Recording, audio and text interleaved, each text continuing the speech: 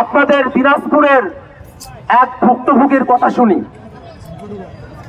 আজ দিনাজপুরে পৌঁছার পরে একজন সাবেক প্রিন্সিপাল, সাবেক বললাম এই কারণে তিনি এখন আর প্রিন্সিপাল নাই, তিনি আমার কাছে এসে বললেন, ভাই শুধু দাড়ি আর টাকনুর উপরে পাজামা পরার কারণে জঙ্গি বলে আমাকে আমার স্কুল থেকে তাড়িয়ে দিয়েছে।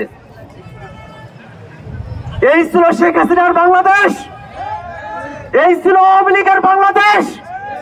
বাংলাদেশের মুসলমানরা সামান্য দাড়ি রাখার কারণে, টাকনুর উপরে পাজামা পরার কারণে মিথ্যাভাবে জঙ্গি ট্যাগ দিয়ে বাংলাদেশের মুসলমানদেরকে নিপীড়ন করেছে শেখ হাসিনা। আমরা যে নতুন বাংলাদেশের স্বপ্ন দেখি, সেই নতুন বাংলাদেশে দাড়ি রাখার কারণে, ধুতি পরার কারণে কোন মানুষের উপরে ন্যূনতম কোন নির্যাতন আমরা হতে দেব না।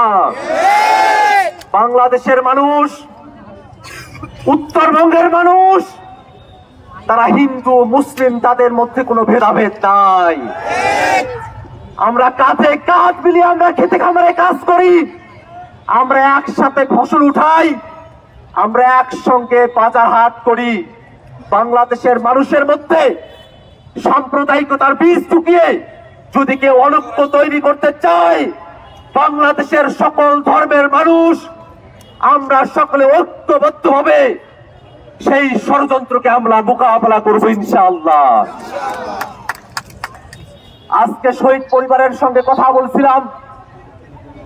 শহীদ সুমন পাটোয়ারির বাবা, গর্বিত বাবা ওমর ফারুক আমাকে জানিয়েছেন, ঐক্যমত্য কমিশনে জাতীয় নাগরিক পার্টি এনসিপির তরফ থেকে প্রস্তাব করা হয়েছে, বাংলাদেশের প্রত্যেকটা বিভাগে হাইকোর্টের স্থায়ী বেঞ্চ স্থাপন করতে হবে।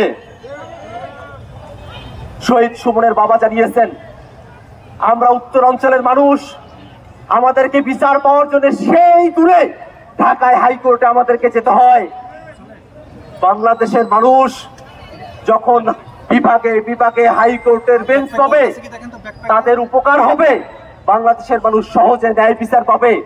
এই সংস্কারের কথা বাংলাদেশের শহীদ পরিবারে ওই ঢাকা থেকে কতশো কিলোমিটার দূরে দিনাজপুরের মানুষের কাছেও সংস্কারের বার্তা পৌঁছে গিয়েছে।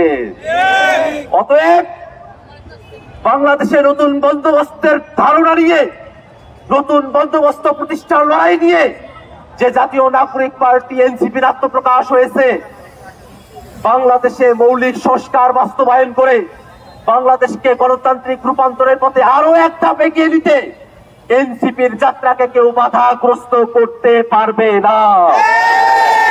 এনসিপির এই যাত্রা পথে উত্তরাঞ্চলের দিনাজপুরের মানুষেরা, আমরা যারা এখানে উপস্থিত আছি, আমরা যারা দিনাজপুরের বিভিন্ন জায়গা থেকে এই অনুষ্ঠানকে ফলো করছি, আমরা প্রত্যেকে এনসিপির এই যাত্রার সঙ্গে কাঁধে কাঁধ মিলিয়ে আমরা আমাদের লড়াই চালিয়ে যাব ইনশাআল্লাহ।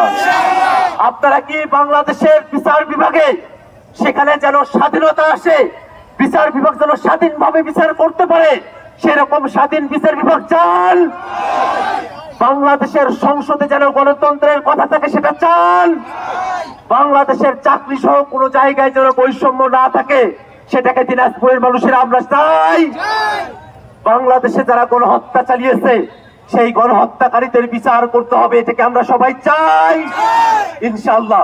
দিনাজপুরের মাটি আজকে এনসিপির যে দুর্গে পরিণত হয়েছে, সেই অভেদ্য দুর্গকে সাথে নিয়ে, দিনাজপুরের মানুষদেরকে সাথে নিয়ে জাতীয় নাগরিক পার্টি সামনের দিকে তার কর্মসূচি নির্ধারণ করবে।